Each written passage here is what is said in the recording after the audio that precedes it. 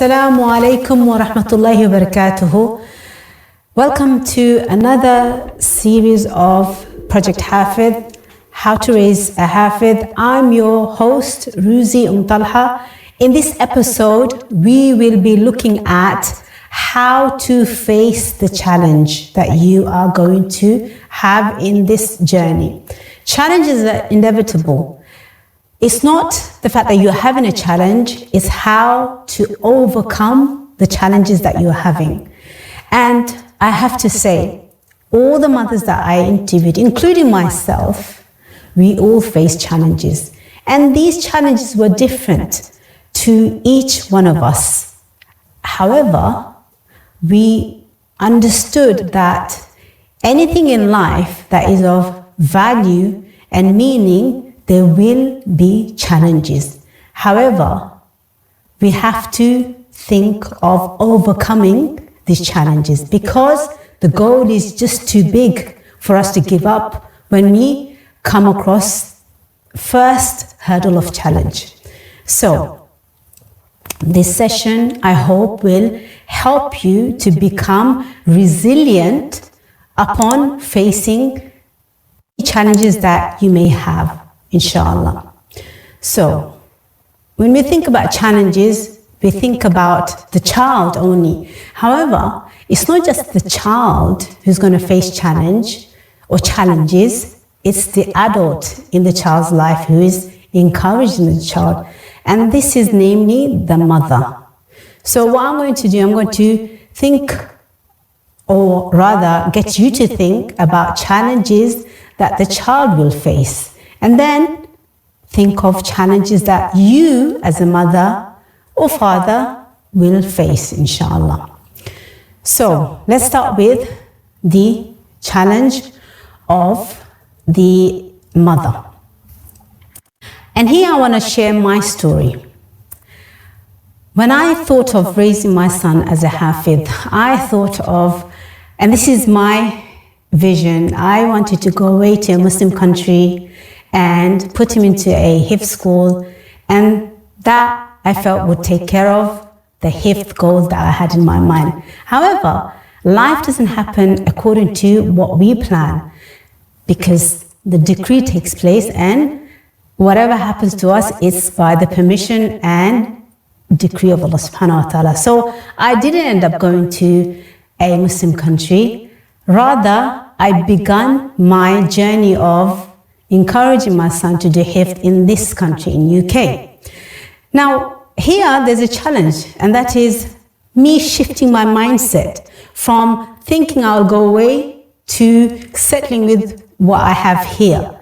And that was a challenge for me because in my mind I was thinking I didn't plan to be here to do his Hafidh because I felt there was not much resource around here.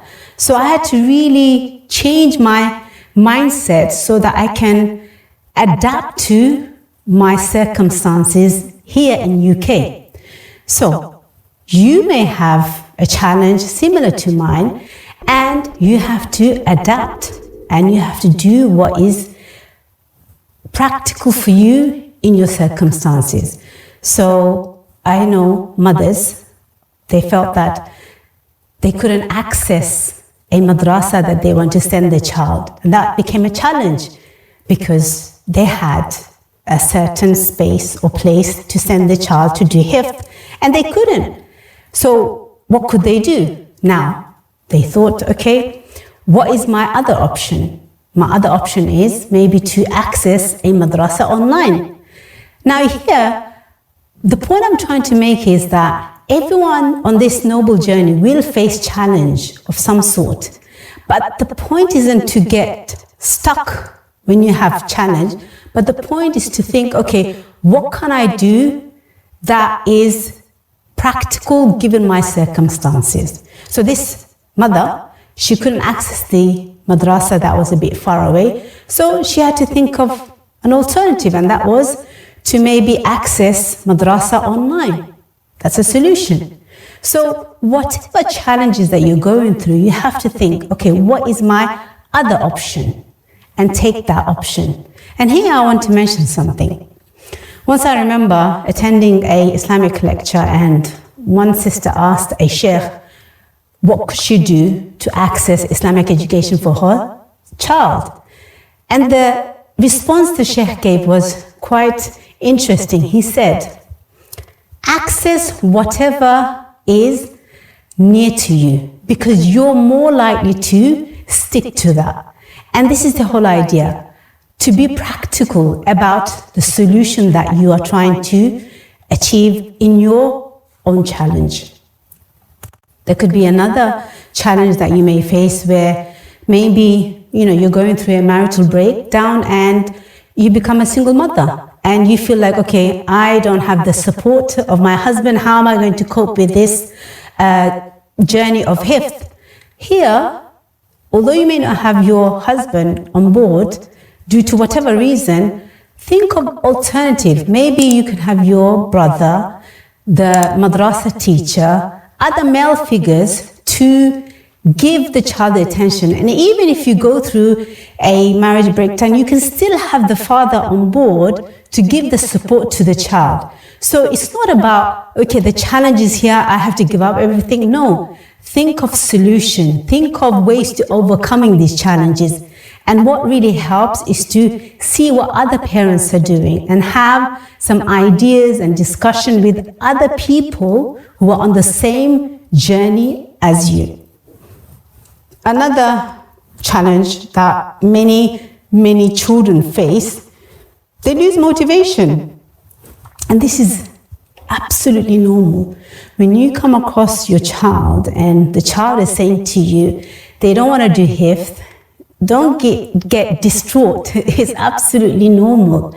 You'd find the child would feel lazy, lethargic, uninterested, and you may get disheartened because you may think, how can you say that about the book of Allah subhanahu wa ta'ala? Now think about yourself. Think about us. As adults, we get lazy sometimes. We get, quite, disinterested in doing certain things that we're supposed to do, like our salah, recitation of the Quran. And same is true for the children. Here, don't get very upset. Rather, have dialogue, have conversation. Maybe there's something going on in the child's life. Maybe the child is getting bullied. Maybe the child had a fight with his peers. Maybe the child is going through hormonal changes, bodily changes. So don't just look at problem on surface. Dig deep, and as a mother, ascertain what's going on in the child's life. And then you will see it's actually not even about Hafidh. It's actually something totally different, but it's having an impact on their ability to memorize the book of Allah subhanahu wa ta'ala. Talking of which, sometimes we focus a lot on the physical aspect of what's going on in the child's life. There could be something on a spiritual level. Maybe the child is seeing images that is impacting his ability to memorize the Quran. What do I mean by this? Nowadays, we live in the 21st century where children are having a lot of access to content online. And sometimes they may come across images that are not good. And you know what I mean by that. So here, to understand what is the child doing, because we know that knowledge, Quran, is a light. And that light, Allah will only give it to certain people. And if they are engaged in sins, that light will not be given. So here, pay attention to the spiritual well-being as well. Are they sinning? Are they committing sin through their eyes, through their ears? Are they listening to music? What's going on in the child's life? Don't just focus on the materialistic thing. Look deeper and look at the child's lifestyle, what's happening in the child's life, and try to understand first and try to help the child. Don't do one thing, and that is to reprimand the child so harshly, because that will put the child off. And I mean, when we become so emotional about the challenges that the child is facing, that we become so harsh on them and we can put them off for life. Don't do this.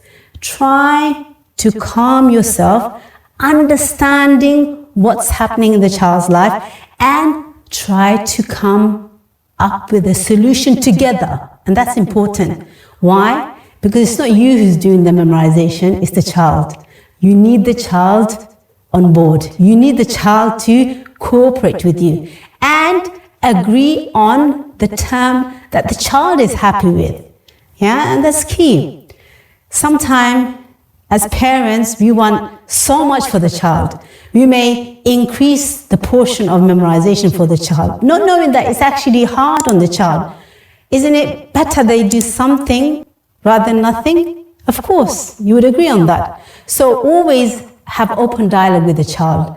And don't assume or don't presume. Speak to the child and understand what's going on in the child's life and have a dialogue. If it helps, get a third party involved. It could be the teacher, it could be even your husband, it could be the uncle, it could be one of their people, a person who they like and like to confide in. It could be that they want to open up to you because maybe you'll get over emotional, and that's fine. Get intervention, because having intervention will only help you. And this is something we need to understand, that when we are going through challenges, it could be that you're not able to overcome these challenges by yourself. And that's where the village comes in hand. Have support from other people. Because what is the aim? The aim is that you want your child to achieve the goal of memorizing this book. And if it means you get assistance from other people, some helping hand, then so be it. Because your goal is what? You want the child to memorize this book. And having help from others, there's no shame in that. In fact, it will aid you greatly, because everyone needs support from time to time.